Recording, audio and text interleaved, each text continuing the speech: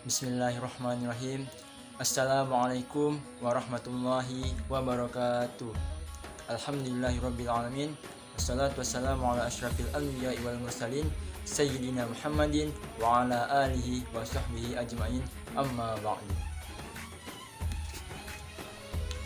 Baiklah, pada kesempatan ini saya akan membahas tentang tugas sejarah pendidikan Islam dengan tema pendidikan Islam pada masa Rasulullah di Mekah. Nabi Muhammad SAW menerima wahyu yang pertama di Gua Hira di Mekah pada tahun 610 Masehi. Dalam wahyu itu termaktub ayat Al-Quran yang artinya, "Bacalah, ya Muhammad, dengan nama Tuhanmu yang telah menjadikan semesta alam. Dia menjadikan manusia dari segumpal darah. Bacalah, dan Tuhanmu Maha Pemurah, yang mengajarkan dengan pena, mengajarkan kepada manusia apa yang belum diketahuinya."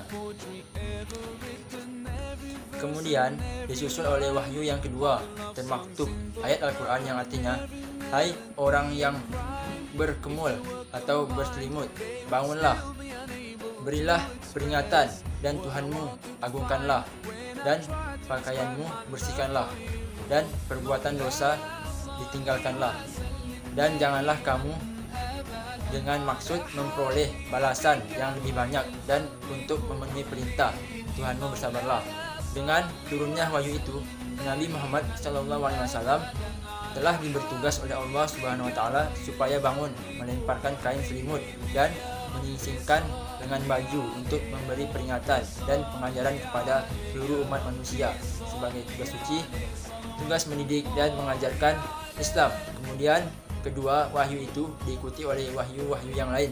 Semuanya itu disampaikan dan diajarkan oleh Nabi mula-mula kepada karib kerabatnya, dengan teman sejawatnya, dengan bersembunyi-sembunyi. Lalu turunlah wahyu untuk menyuruh kepada Nabi supaya menyiarkan agama Islam kepada seluruh penduduk Jazirah Arab dengan terang-terangan. Nabi melaksanakan tugas itu dengan sebaik-baiknya. Banyak tantangan dan penderitaan yang diterima Nabi dan sahabat-sahabatnya, namun tetap menjalankan penyiaran Islam dengan mendidik sahabat-sahabatnya dengan pendidikan Islam.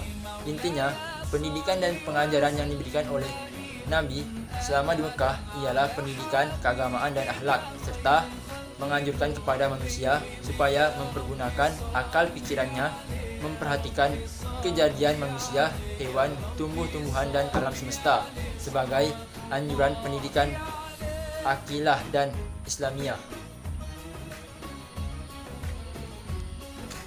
Kemudian Mahmud Yunus dalam bukunya Sejarah Pendidikan Islam menyatakan bahwa pembinaan pendidikan Islam pada masa Mekah meliputi yang pertama, pendidikan keagamaan, yang kedua, pendidikan akiyah dan ilmiah, yang ketiga, pendidikan akhlak dan budi pekerti, yang keempat, pendidikan jasmani atau kesehatan. Selanjutnya, pendidikan Islam pada masa Rasulullah di Madinah. Pada periode Madinah, Islam merupakan kekuatan politik. Ajaran Islam yang berkenaan dengan kehidupan masyarakat banyak turun di Madinah. Nabi Muhammad juga mempunyai kedudukan bukan saja sebagai kepala agama, tapi juga sebagai kepala negara. A. Pembentukan dan pembinaan masyarakat baru.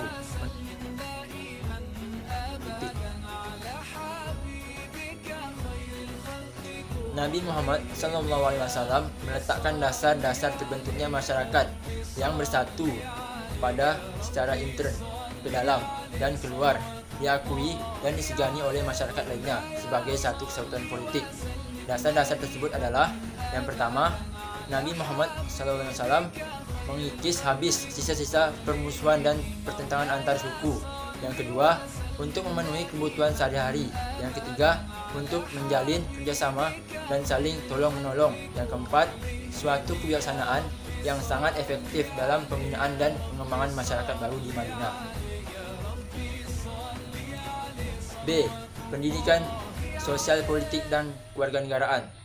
Materi pendidikan sosial dan kewarganegaraan Islam pada masa itu adalah pokok-pokok pikiran yang terkandung dalam konstitusi Madinah, yang dalam prakteknya diperinci oleh lebih lanjut dan disempurnakan dengan ayat-ayat yang turun selama periode Madinah.